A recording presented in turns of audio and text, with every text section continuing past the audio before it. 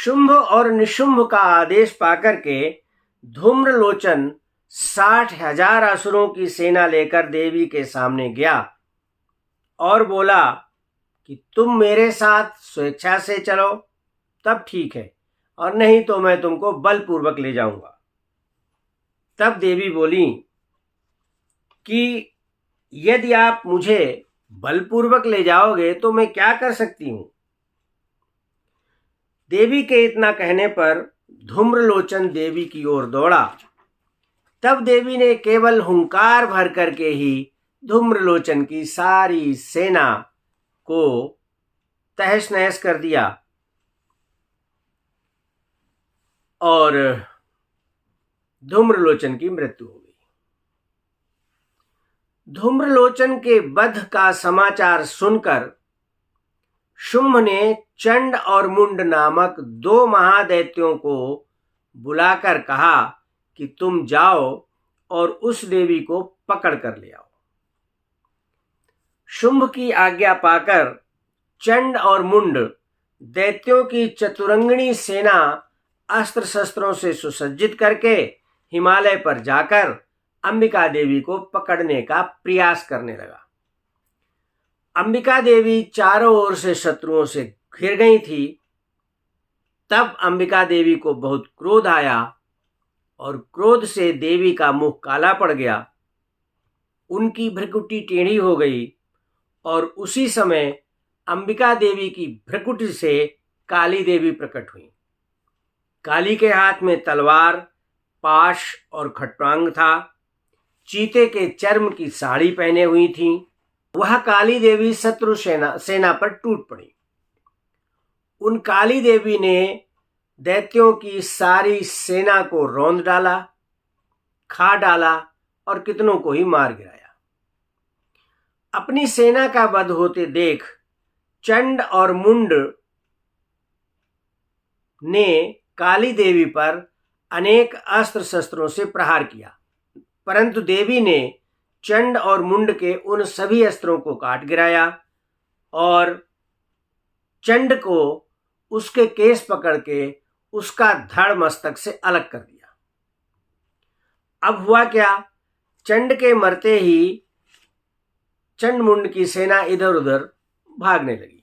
तब काली ने मुंड का भी मस्तक काट दिया और वे चंड मुंड का मस्तक हाथ में लेकर के चंडिका देवी के पास गईं। काली देवी चंड और मुंड का मस्तक हाथ में लेकर के कालिका देवी के पास गईं और बोली, मैंने चंड और मुंड नामक 2 दैत्यों को मार दिया है, अब तुम शुंभ और निशुंभ का वध करना।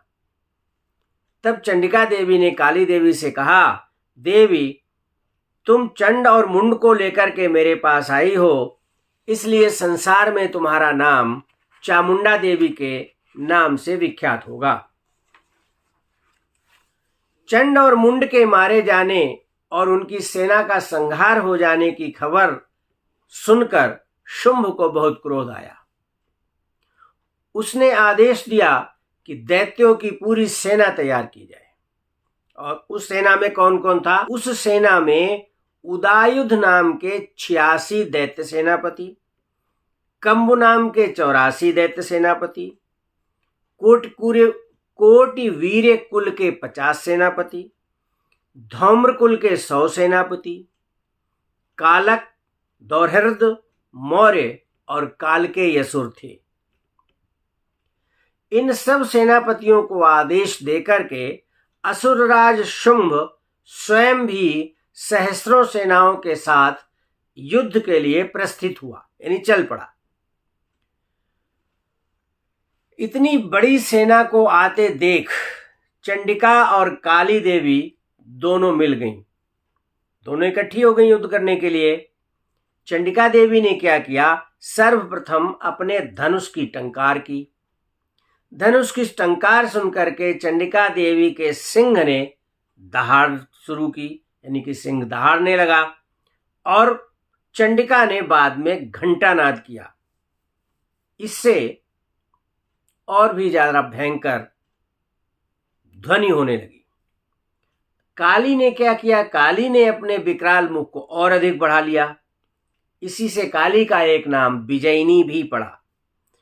इस तुमुलनाद को सुनकर दैत्यों की सेनाओं ने चंडिका देवी को, देवी के वाहन सिंह को और काली देवी को चारों ओर से घेर लिया।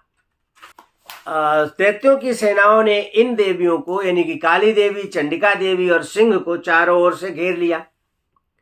उसी समय ब्रह्मा, शिव, कार्तिकेय, विष्णु, इंद्र आदि देवों की जो शक्तियां थीं वो उनके शरीर से निकल निकल के चंडिका देवी के पास आ गईं।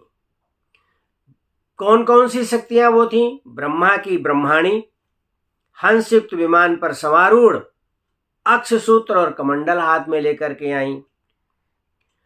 भगवान शंकर की शक्ति शिवा वृषभ पर आरूढ़ होकर के, हाथ में त्रिशूल लेकर के और महानाग का कंकड़ पहने काली देवी के पास आईं। कार्तिकेय जी की जगदम्बिका देवी मयूर पर आरूढ़ होकर के हाथ में शक्ति लेकर के आईं। विष्णु की वैष्णवी देवी गरुड़ पर विराजमान होकर के शंख, चक्र, गदा और शारंग धनुष खड्ग हाथ में लेकर के आईं। यज्ञ वाराह का रूप धारण करके वाराही देवी, नारसिंही जी नरसिंह का रूप धारण करके आईं और ये सब देवियां इकट्ठी हो गई। तभी महादेव जी ने चंडिका जी से कहा कि अब तुम इन असुरों का संहार करो सभी मिलकर के। उसी समय चंडिका देवी के शरीर से अपराजिता देवी प्रकट हुई। अपराजिता देवी ने महादेव जी से कहा कि तुम शुंभ और निशुंभ के पास मेरे दूत बन करके जाओ और उससे कहो कि अगर तुम जीवित रहना चाहते हो तो वापस चले जाओ। चूंकि अपराजिता देवी ने भगवान शिव को दूत बनाकर भेजा था, इसलिए वो शिव दूती के नाम से विख्यात हो गई, शिव दूती के नाम से विख्यात हो गई। भगवान शंकर ने उन दैत्यों से जाकर के कह दिया कि भाई अगर तुम जीवित रहना चाहते हो तो यहां से चले जाओ, तुम इन देवियों का सामना नहीं कर पाओगे। उसे सुनकर दैत्य मर्ष में भर गए, क्रोध आ गया और उन दैत्यों ने देवी पर आक्रमण कर दिया। जब देवी पर आक्रमण कर दिया तब उन सभी देवियों ने भी अपनी शक्ति का प्रयोग किया। ब्रह्माणी ने अपने कमंडल का जल छिड़क कर असुरों के ओज को नाश किया। माहेश्वरी ने त्रिशूल से, वैष्णवी ने चक्र से, कार्तिकेय की शक्ति से, इंद्राणी ने वज्र के प्रहार से और असुरों को विदीर्ण कर दिया और वाराही ने अपने थूथन और अपने नखों से असुरों का संहार किया। शिवदूती ने अपने अट्टहास से असुरों की सेना में भय उत्पन्न किया। इन मातृगणों की शक्ति देखकर असुरों की सेना भाग खड़ी हुई। सबको भागते देख करके रक्तबीज युद्ध करने आया। चंड और मुंड पहले ही मारे गए थे, अब रक्तबीज आया। रक्तबीज की ये विशेषता थी कि उसके शरीर के रक्त के जितने बूंद जमीन पर गिरते थे उतने ही महादैत्य बनकर के तैयार हो जाते थे।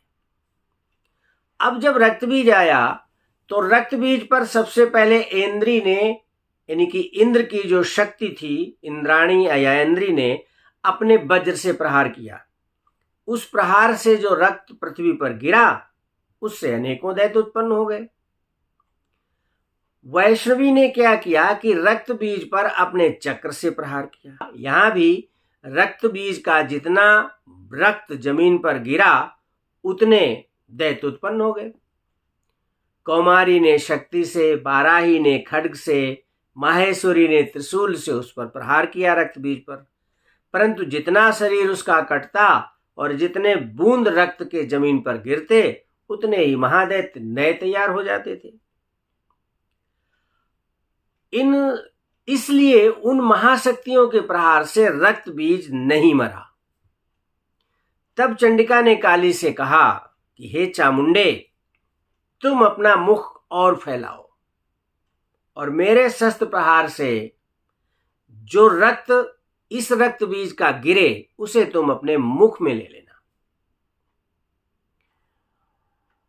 और इस प्रकार महादैत्य उत्पन्न ही नहीं हो पाएंगे, और अगर कोई महादैत्य उत्पन्न भी होता है तो तुम उसको खा जाना। इतना कहकर चंडिका देवी ने रक्त बीज पर गदा से प्रहार किया। रक्त बीज के शरीर से निकलने वाले रक्त को काली ने अपने मुख से पी लिया। तब रक्त बीज से अन्य दैत्य उत्पन्न नहीं हुए और तदनंतर चंडिका देवी ने रक्त बीज का वध कर दिया। और इस प्रकार नवरात्रि के चौथे दिन दुर्गा सप्तशती के 4 अध्यायों का पाठ किया जाता है। ये 4 अध्याय हैं 5, 6, 7 और 8। इन अध्यायों में देवी तंत्रोक्त सूक्त है, जिसमें देवताओं ने देवी की प्रार्थना की। धूम्रलोचन का वध हुआ, चंड और मुंड का वध हुआ और रक्त बीज का वध हुआ। और इस प्रकार यह नवरात्रि के चौथे दिन की कथा यहीं पर पूर्ण होती है। अगर आपको मेरा ये वीडियो पसंद आया है तो इसको लाइक, शेयर और कमेंट करना, और मेरे YouTube चैनल भक्ति भास्करम को सब्सक्राइब अवश्य करें। सब्सक्राइब करना ना भूलें। धन्यवाद।